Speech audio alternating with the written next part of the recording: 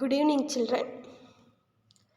நவராத்திரியின் 9ஆம் நாள் அம்மன் சித்திதத்ரி.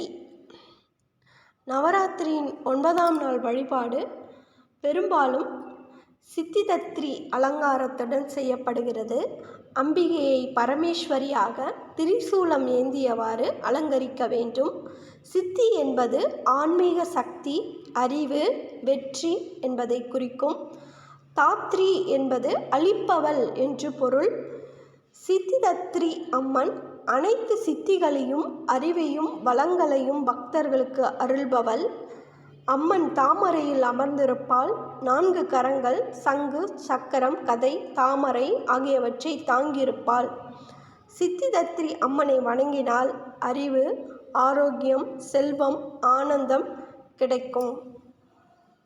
இந்த நல்ல நாளில் நாமும் சித்திதத்ரி அம்மனை வணங்கி எல்லா வளங்களையும் பெறுவோம்.